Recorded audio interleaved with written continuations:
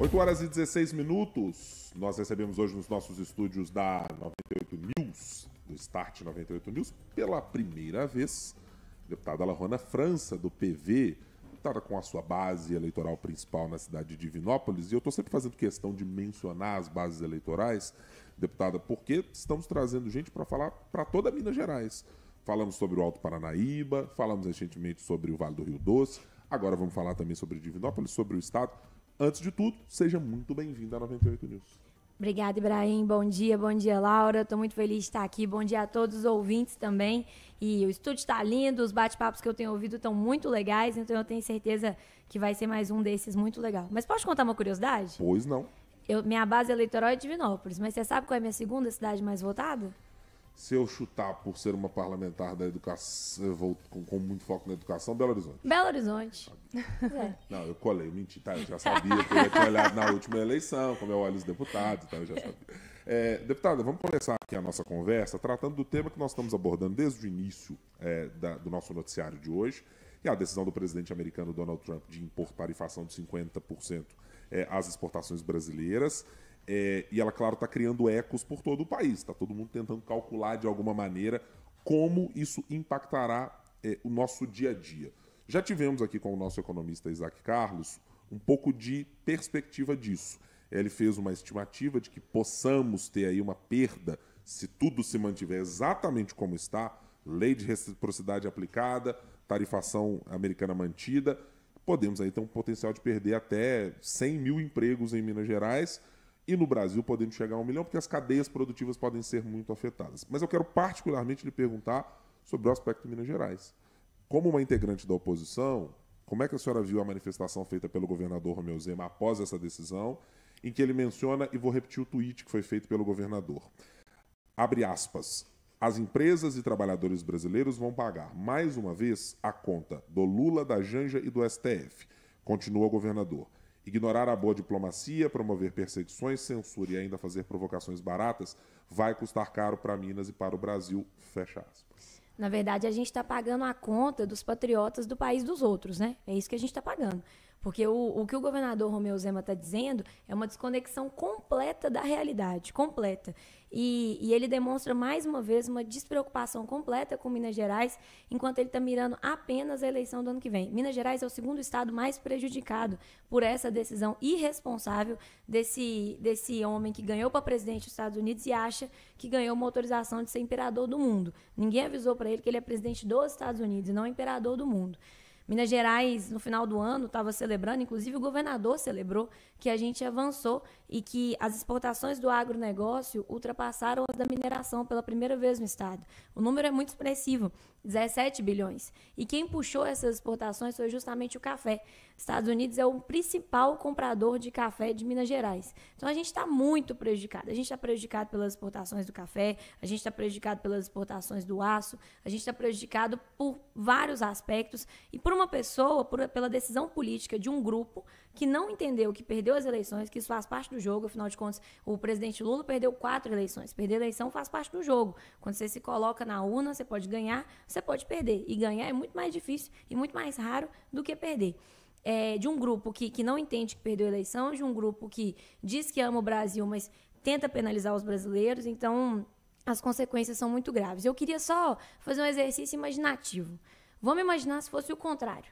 Se a gente estivesse na época em que o presidente Lula estava sendo julgado pelo ex-juiz Sérgio Moro, se a China, que hoje é o principal parceiro comercial do Brasil, em segundo lugar a gente tem os Estados Unidos, se a China tivesse pressionado o governo brasileiro para que fossem anulados os processos contra o presidente Lula, para que o então juiz Sérgio Moro fosse penalizado, as pessoas aceitariam isso adequadamente? Não aceitariam, porque essa não é uma questão de direita ou de esquerda, essa é uma questão de soberania nacional. Eu estou aqui defendendo, inclusive, o caixa do governador Romeu Zema, que vai ser prejudicado, porque se essas tarifas efetivamente se aplicarem a partir de 1º de agosto, como o presidente Trump anunciou, se ele não recuar em nada, Minas Gerais será o segundo estado mais prejudicado do país, as exportações do agro, das quais ele tanto se gabou, serão prejudicadas, os empregos serão prejudicados, e esse é o momento, efetivamente, de defender a nossa soberania nacional e de dizer que o Brasil, efetivamente, tem que ser bom para os brasileiros e não para outro país. E pensando em negociação da própria Assembleia, a senhora pensa em talvez trazer essa discussão no âmbito das tarifas, ainda antes da gente pular para um próximo ponto, com bancadas federais, trazer essa pauta para a própria Assembleia de uma forma de tentar proteger Minas desses impactos? Hoje está aprovada a lei da reciprocidade econômica, né? Ela foi aprovada no Congresso, inclusive com apoio de deputados parlamentares da direita e da esquerda, o que foi muito importante, mostrando que eles podem até dizer uma coisa, mas na hora do voto eles entendem muito bem que o que está na reta são os empregos e a economia do país. Então, agora o governo federal já tem instrumentos para agir. O presidente Lula tem sido muito cauteloso e muito respeitoso. Vocês devem ter visto a nota dele. Foi uma nota num tom muito adequado, uma nota do alto nível da diplomacia, que é bem característica do Itamaraty e dos diplomatas brasileiros, muito ao contrário daquela carta vulgar que o presidente Trump mandou para o Brasil. E eu entendo que o governo federal tem os instrumentos para agir. Obviamente, a gente vai reforçar com a nossa bancada federal, pedir atenção à frente da agropecuária, inclusive, soltou uma nota ontem esboçando a sua preocupação. E o que eu entendo é que a Assembleia vai continuar como sempre esteve, especialmente sob a liderança do presidente Tadeu, defendendo o melhor para Minas Gerais, porque isso nos afeta. Eu acho que quem está ouvindo a gente precisa entender, nossa, mas por que essa deputada e a 98 estão falando de negócio de Trump e de Lula, né? Não era sobre Minas Gerais? Nós seremos o segundo estado mais prejudicado por essas tarifas se elas se manterem. Agora, eu espero que o presidente Trump colha consequências domésticas, porque, para além do café, eles também exportam muita laranja do Brasil. E como é que vai ficar o suco de laranja do americano? Como é que vai ficar a indústria automotiva com o aço que vem do Brasil? Então, a gente vende celulose, a gente vende coisa demais para eles. O etanol, então é muita coisa em grande quantidade. E são mercados que outros países não conseguem substituir. Eventualmente, eles podem conseguir substituir a soja, eles podem conseguir substituir outros bens, mas laranja, café, celulose, etanol, não sei não, acho que não consegue, e isso deve ter impactos domésticos que podem fazer com que ele recue. Ainda bem que a gente tem essa expectativa, porque se depender dessa turma de gangster que foi para lá cometer crime de lesa pátria enquanto intercala com passeio na Disney, o que eles querem mesmo é que o Brasil se prejudique por fins eleitorais. Deixa eu tratar agora de uma questão doméstica importante, porque a senhora mencionou o governo Zema e Caixa, e ele tem totalmente a ver com a discussão sobre o Propag na Assembleia Legislativa. O governo apresentou lá no começo da conversa um rol de coisas que estavam lá colocadas para o que o governo federal avalie potencialmente para o processo de federalização e o abatimento de 20% da dívida. Entre eles está, claro, Codemig, Codenge, esta operação como um todo está sendo utilizada pelo governo como a grande menina dos olhos em termos de valoração esperada pelo governo do Estado. E outros ativos entraram, por exemplo, como a UENG, como prédio da cidade administrativa, e outros que estão aí circulando sobre essa possibilidade. Minas Gerais sem casa própria. É um pouco nesse cenário. E aí, deputado, eu queria lhe perguntar, faz sentido a apresentação deste pacote? Como é que a oposição avaliou isso como um todo, de ter apresentado este rol de coisas? Porque o argumento principal utilizado pelo vice-governador Matheus Simões, inclusive nos nossos microfones, foi exatamente de, olha, eu estou apresentando muita coisa porque eu não sei o que a União vai querer. E aí, a partir disso, é que eu vou construir aquilo que pode ser viável para uma federalização. Foi uma medida acertada do governo nesse cenário? Primeiro que, assim, o Propag, o Propag é um programa muito positivo, que foi desenhado pela Assembleia, e eu acho que a gente precisa dizer isso a todo momento, porque o governo do Estado tem tentado sequestrar o Propag, e em certos momentos eu me senti como se eles estivessem tentando nos convencer de que o Propag era bom, e não o contrário. Eles a todo momento defenderam um regime de recuperação fiscal que estrangularia os policiais, inclusive hoje a gente está no regime de recuperação fiscal, estrangularia os policiais, estrangularia os professores, estrangularia todos os servidores do Estado, impediria o avanço de serviço. Então, assim, eles é que precisaram ser convencidos de que havia um caminho alternativo. E a todo momento eu vou dizer, quem estendeu a mão para o Zema foi um adversário político, foi o Rodrigo Pacheco e o Lula. Quem estendeu a mão para ele não foi o Bolsonaro. Vamos lembrar que ele passou 4 anos como governador, com o Bolsonaro na presidência da República, e não teve capacidade política de construir uma alternativa melhor. Gente, todo mundo já ficou devendo na vida. Todo mundo já deveu na vida. Quem está devendo, tenta renegociar e tenta encontrar termos melhores. Tenta encontrar termos melhores para não prejudicar seu menino que está em casa, que tem que comer bem, que tem que ir na escola, que tem que vestir. O Zema não fez isso pelos mineiros. Ele não tentou encontrar termos melhores. Então, acho que a primeira coisa é essa. Segunda coisa, o Propag saiu de forma muito positiva. O que o governo federal está fazendo pelos estados endividados é coisa que, às vezes, nem pai e mãe faz para filho. Perceba. permitir que a gente faça investimentos no próprio Estado para bater na dívida. Gente, isso é muito positivo. Se a gente investir na nossa educação, se a gente investir na nossa infraestrutura de estradas, se a gente investir nas questões de emergência climática, isso ser abatido na dívida, ou seja, gastar melhorando a vida do mineiro aqui internamente, pode ser abatido. Não precisa não precisa enviar dinheiro para a União. Outra coisa que está permitida, a entrega de ativos, e aí entra especificamente a sua pergunta e as empresas públicas que foram citadas. E, por último, o pagamento efetivamente com dinheiro, a entrega de dinheiro, e aí vem, por exemplo, a tentativa do governo de privatizar alguns ativos para poder entregar dinheiro. Então, são essas 3 formas de pagamento que o Propag permite. É importante que o cidadão saiba disso, porque é como se a gente tivesse uma dívida e a gente pudesse pagar essa dívida entregando um lote, a gente pudesse, um lote que a gente tem, que a gente comprou uns anos atrás, ou dando dinheiro efetivamente, ou falando assim, não, eu vou pagar o curso superior do meu menino aqui e você abate nessa dívida, porque depois ele vai trabalhar na sua empresa ou qualquer coisa assim. Então, tentando fazer uma metáfora dessas 3 formas de pagamento aí para quem está acompanhando a gente. Eu entendo que dos 11 projetos, do pacotão dos 11 projetos que o governador protocolou lá na Assembleia, alguns fazem sentido dentro dessa lógica do Propag e outros não. A permissão para entrega de ativos faz todo sentido. Agora, não faz sentido, por exemplo, a entrega de uma autarquia, como é a Universidade do Estado de Minas Gerais. Isso não está previsto, porque a Universidade do Estado de Minas Gerais, ela permite para a gente um ganho econômico de longo prazo muito grande, com a formação de mão de obra qualificada e tudo mais. Mas no hoje, na conta de padaria, ela é uma despesa. Você está entregando uma folha de pagamento. E uma folha de pagamento que não é folha de pagamento de salário mínimo, não. É folha de pagamento de mestres e doutores. Apesar de o Zema pagar muito mal para os professores da UENG, ainda assim é uma folha de pagamento muito expressiva. Você receberia para arcar com essa dívida? O ouvinte receberia? Acho que não. Então, ainda mais já colocando à mesa 3 opções tão boas. Então, o que eu percebo é o seguinte, o governador, para fechar essa resposta, o governador tem tentado vestir o Propag com a roupa do Partido Novo. Tentando vestir o Propag com a roupa da privatização, com a roupa do entreguismo, mas a gente está lá na Assembleia fazendo um movimento muito forte e, devo dizer, para além da oposição. Há deputados da base do governo, que obviamente eu não vou nomear para não causar nenhum desconforto para eles na relação com o governo, até porque o governo tem retalhado muito os deputados da sua base, e a gente também, né? Mas isso eles fazem desde sempre. Há deputados, inclusive, da base do governo muito desconfortáveis com essa situação, porque a gente construiu um caminho alternativo, mas o governador tem forçado um caminho que não é aquele que o Propag permite. Inclusive, os juros pela educação prevê que até 40% do valor abatido tem que ser em universidades estaduais. Então, de onde eles tiraram isso de entregar o UENG? É realmente uma manifestação ideológica e uma tentativa, mais uma delas, de sinalizar para a extrema-direita. Eu queria trazer uma pauta que ela volta um pouquinho a 2 anos atrás, quando a senhora esteve ali na frente de uma questão muito grave que aconteceu, que foram ameaças a parlamentares, não só aqui de Minas Gerais, mas também deputadas federais. A gente teve uma resolução desse caso recentemente, neste ano, com a condenação dessa pessoa que foi presa e que motivou esses ataques. E aí eu queria uma avaliação da senhora a partir do fortalecimento da Assembleia. Como que a Assembleia saiu a partir desse caso, que a gente viu de ataques muito pontuais a deputadas mineiras, e também a bancada feminina que a senhora lidera?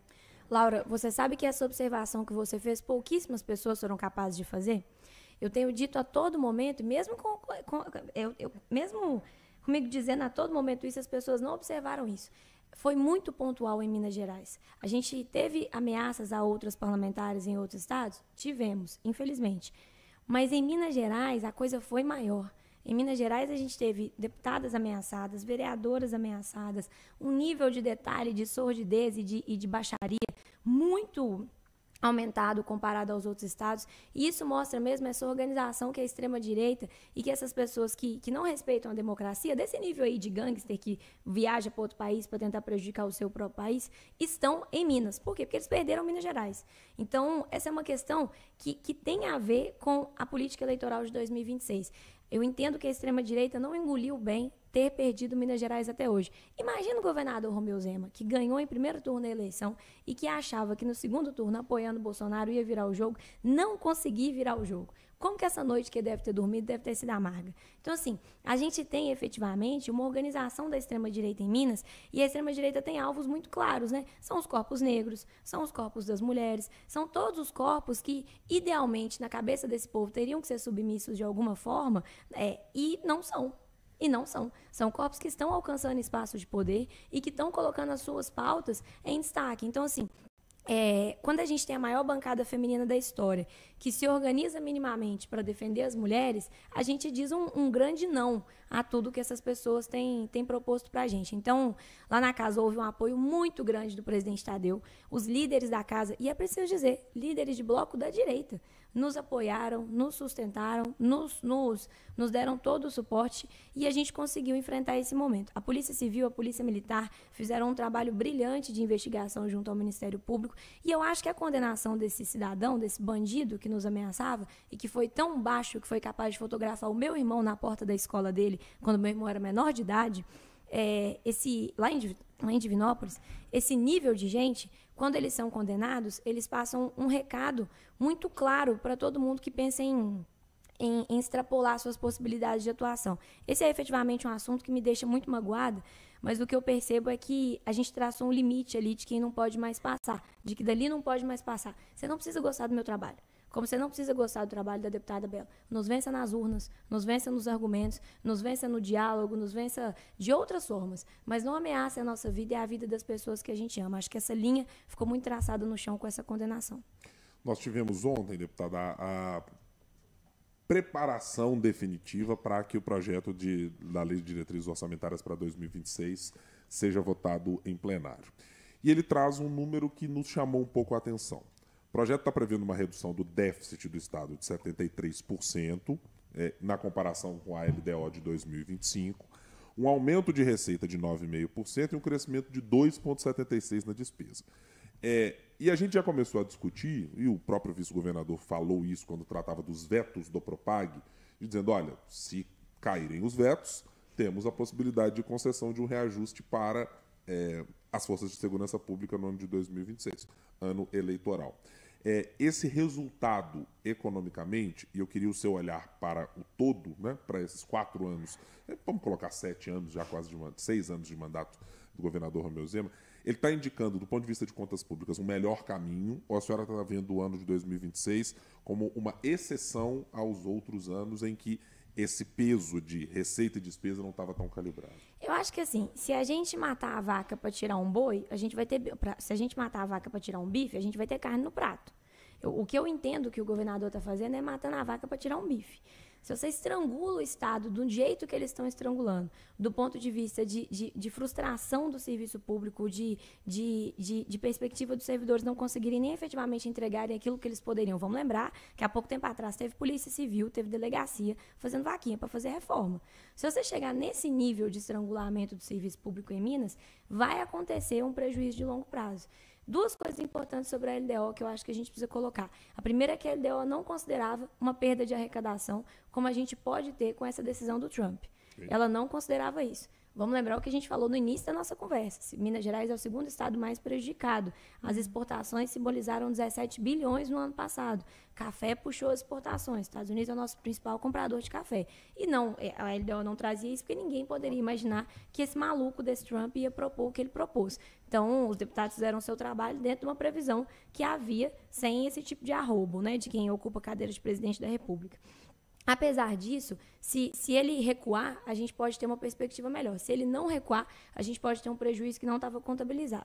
Além disso, eu queria agradecer aqui ao presidente da Comissão de Fiscalização Financeira e Orçamentária, o deputado Zé Guilherme, que faz um grande trabalho, porque eu fui a única deputada com 2 emendas aceitas integralmente na Lei de Diretrizes Orçamentárias. As 2 dizem respeito ao Fundo Estadual de Cultura e elas trazem, de novo, a proibição do bloqueio, que o governo do Estado tem feito sistematicamente, e, em segundo lugar, a obrigatoriedade do relatório bimestral e da transparência de como que o governo tem empenhado os recursos do fundo. Porque hoje o dinheiro está lá, mas a gente tem a impressão que ele está só de forma contábil, porque o governo não abre editais, não libera esse recurso e ele não dá transparência do que ele está fazendo com esse dinheiro. Então, queria agradecer muito, Zé Guilherme, por ter acatado essas 2 emendas nossas e tantas outras emendas que foram acatadas dentro do texto como subemendas da bancada feminina, recursos importantes que a gente colocou, mas o que eu entendo é que há um risco aí da gente estrangular o Estado do ponto de vista do serviço público, e isso vai prejudicar o campo, isso vai prejudicar a cidade, isso vai prejudicar a educação pública, isso vai prejudicar todos os aspectos, porque a gente não tem servidor à toa. Eu não tenho professor aqui na escola estadual à toa, eu tenho porque eu preciso. Eu não tenho policial na rua à toa, eu tenho porque eu preciso. Eu não tenho servidor do meio ambiente autorizando licenciamento à toa, eu tenho porque eu preciso. Então, a perspectiva de que a gente está efetivamente matando a vaca para arrancar um boi me preocupa muito, para arrancar um bife me preocupa muito. Eu queria falar um pouquinho mais sobre educação, deputada, porque nessa semana o governo de Minas anunciou que pretende transformar 700 escolas estaduais em escolas cívico-militares, e a partir desse anúncio, a senhora e tantas outras deputadas e deputados convocaram, então, uma audiência pública que vai acontecer hoje de tarde na Assembleia, para poder questionar exatamente esse programa das escolas cívico-militares. A partir dessa audiência, o que a base da oposição, melhor dizendo, o grupo da oposição está propondo a questionar? É a legalidade desse projeto, é a viabilidade também desse projeto de transformar escolas estaduais nesse projeto cívico-militar? Acho que são 3 coisas. Primeiro, a legalidade. Segundo, a viabilidade. E terceiro, se faz sentido. O rumo mesmo que o governo quer quando ele propõe esse projeto. Eu não sei se vocês tiveram acesso ao material que o governo divulgou sobre esse projeto das 700 escolas cívico-militares, mas é um panfleto. É um panfleto, uma lista de desejos extremamente mal feita, e a gente vai confrontar ponto a ponto hoje na audiência. Eu queria, inclusive, convidar a audiência que está ouvindo a gente para acompanhar, vai ser transmitido ao vivo no canal do YouTube da Assembleia Legislativa de Minas Gerais, a partir das 14 horas, a nossa audiência pública. Mas existem alguns pontos que precisam ser colocados aqui, sabe, Laura? Para além dos pontos técnicos. O governo tem tentado fazer parecer, e alguns deputados mais alinhados à bancada de direita, que essa é uma briga de quem defende a ordem, o civismo, o patriotismo e as escolas seguras contra os esquerdistas, comunistas, skatistas que querem que as escolas fiquem a Deus dará e que não protegem os nossos estudantes. Essa conversa não se sustenta. Por que ela não se sustenta? Primeiro, que a bancada de esquerda defende o Colégio Tiradentes. Vamos lembrar que a gente acabou de aprovar lá na Assembleia um projeto que permitiu a gente sair de 30 para 60 colégios Tiradentes em Minas Gerais, mesmo eles custando mais. Só para explicar, o Colégio Tiradentes são os colégios que militares, têm vinculados à Polícia Militar, e à Secretaria de Segurança Pública. Isso. E são espetaculares colégios. Todo mundo que conhece alguém que se formou no Colégio Tiradentes sabe que essas pessoas são muito bem formadas, tiveram acesso a uma excelente formação com excelentes professores. Mas tem algumas coisas aí. O Colégio Tiradentes custa 3 vezes mais do que um colégio regular da educação básica do Estado. Por quê? Porque paga-se melhor os professores, porque a infraestrutura é melhor, porque tem um investimento melhor. Lá não fica faltando professor. O professor entra de licença, já tem um outro professor para entrar no lugar. E é isso que a gente defende para todo mundo. Só que quando o governo e os deputados da direita trouxeram para a Comissão de Educação essa demanda, a gente ajudou. Inclusive, a deputada Beatriz, que foi a autora do parecer que possibilitou esse projeto, extinguiu mais de 4.000 cargos da educação básica para possibilitar, porque a gente está no regime de recuperação fiscal, não dá para você criar cargo a Deus dará, para permitir a criação de tantos outros milhares de cargos na rede do Colégio Tiradentes, dentro da segurança pública, para fazer essa compensação e a gente poder abrir esses colégios. Então, você quer fazer escola que vai ter militar lá dentro? Faz direito. Faz direito. Faz colégio Tiradentes. Faz um colégio que vai formar bem as pessoas, que vai entregar uma formação de qualidade e que, inclusive, vai pagar melhor o professor. Agora, colégio cívico-militar é o quê? Primeiro, do ponto de vista da legalidade. A gente não tem uma lei que sustente. Isso deveria ter sido aprovado a nível federal. Havia um decreto do ex-presidente Bolsonaro, que era do PECIM, o Programa de Colégios Cívicos Militares, que foi derrubado pelo presidente Lula em 2023. Então, não tem rastro legal. Não tem nem lei, quanto mais decreto. Em segundo lugar, o que eles estão propondo para a gente, do ponto de vista do se faz sentido isso, é colocar um militar aposentado dentro da escola. Nesse material panfletário, aí vai ter um militar aposentado a cada 150 alunos. Nesse material panfletário que eles mandaram, eles colocam que esse militar vai fazer atividades de cultura da paz, de civismo, de ensinar os alunos a resolver problemas pacificamente, conflitos pacificamente e tudo mais. Não está claro ali, esse militar vai estar fardado ou não? Esse militar vai estar armado ou não? A quem esse militar responde? Porque funcionário ruim tem aqui na rádio, tem na escola, tem na Assembleia, tem em todo lugar. Todo lugar tem funcionário ruim. E se o policial cometer algum erro? Se ele cometer algum excesso? A quem ele responde? Ele responde à diretora da escola? Então é mais um serviço para ela? Não era melhor colocar mais um inspetor? Não era melhor colocar mais um pedagogo? Ele responde ao comandante do batalhão? Ele responde diretamente ao secretário? De onde vai sair o dinheiro para pagar ele e quanto ele vai receber? Esse dinheiro vai sair do Fundeb? Porque lá no Colégio Tiradentes o dinheiro sai da segurança pública. Esse dinheiro vai sair de onde? Se as 700 escolas aderirem, o que a gente sabe que não vai acontecer, porque várias já votaram contra. Mas se as 700 escolas aderirem, eles vão dar conta de fazer? Quanto eles têm separado de recursos para isso? Então, são muitas perguntas que a gente tem hoje. Vocês podem ver, pelo que eu estou trazendo, que o governo não tem resposta nenhuma, de nada. E o que a gente percebe é que essa é mais uma tentativa do governador de sinalizar para a extrema-direita. É isso. No fim do dia, o que ele quer é dizer, vejam como eu sou de direita, vejam como eu defendo a segurança pública, vejam como eu defendo as bandeiras que os eleitores da extrema-direita gostam. A esquerda defende o Colégio Tiradentes, a gente tornou possível a ampliação da rede, mas o que a gente defende é que os planos com a educação não sejam joguetes eleitorais. E para fechar, tem uma lei que não é cumprida. Porque se o programa das escolas cívico-militares hoje não tem um rastro legal, ao contrário, tem uma lei que o governo ignora, que é a Lei 13.935. Essa lei federal obriga a presença de psicólogos e assistentes sociais nas escolas. Sabe essa coisa de promover cultura da paz? De ensinar a resolver conflitos pacificamente? Isso é função de psicólogo e de assistente social. E o governo não cumpre essa lei. E é importante o ouvinte do interior escutar isso que a gente está falando. Hoje, o governo de Minas tem uma resolução porca e mal feita que fala que só vai ter psicólogo e assistente social atendendo nas cidades que tem mais de 6 escolas estaduais. Gente, 45% do estado das cidades não tem mais de 6 escolas estaduais, não. Esse povo não paga imposto, não. Esse povo não é gente, não. Eles não têm direito de ter o atendimento previsto na lei federal, não. Sabe qual que é a exceção para ter psicólogo e assistente social lá, Ibrahim? A exceção é se tiver algum acontecimento que coloque em risco a escola. Então, se um menino levar uma faca e esfaquear outro, aí a superintendência pode ligar e pedir o psicólogo e o assistente social. Tomara que não seja uma morte, o que acontece antes, para poder justificar que o psicólogo e o assistente estejam lá. Deputada estadual Lohana França, do PV, obrigado pela primeira vinda aqui para tratarmos de assuntos importantes da Assembleia, das coisas que estão acontecendo, que têm impacto na nossa rotina, na educação, nas contas públicas, nas finanças. Volte em outras oportunidades.